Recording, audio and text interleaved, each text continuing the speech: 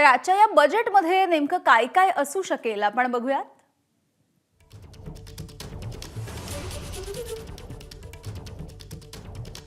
मध्यम वर्गाला आयकरामध्ये मोठा दिलासा मिळण्याची शक्यता आहे. आयकराच्या 20% आणि 30% स्लॅबमध्ये मोठे बदल होण्याची शक्यता आहे. स्टँडर्ड डिडक्शन 75,000वरून 1 लाख रुपये होण्याची आशा आहे. कॉर्पोरेट टॅक्समध्ये दिलासा मिळण्याची शक्यता मात्र कमी आहे.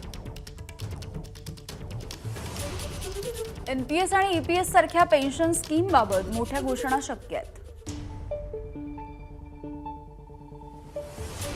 शेतकऱ्यांसाठी मोठ्या घोषणांची शक्यता आहे.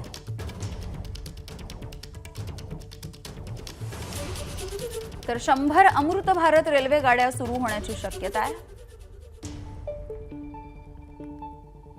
100हून अधिक 10हून अधिक वंदे भारत गाड्या सुरू होण्याची शक्यता आहे. तर हे बजेट कसं असेल ते सुद्धा बघूयात.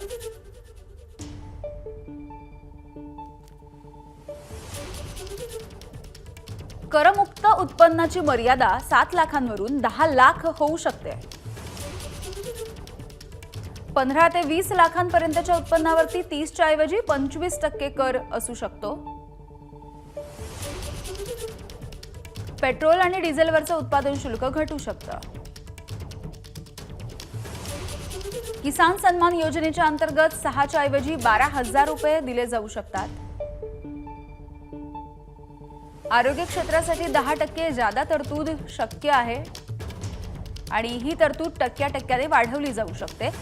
शहरामध्ये परवडणाऱ्या घरांना व्याजदर कपात होऊ शकते आणि कर्ज मर्यादेमध्ये वाढ करण्यात येऊ शकते. मोबाईलच्या सुट्या भागांवरती आयात शुल्क घटवलं जाऊ शकतं आणि त्यामुळे अर्थातच मोबाईलच्या किमती कमी होऊ शकतात, मोबाईल स्वस्त होऊ शकतात. एबीपी माझा, उघडा डोळे बघा नीट.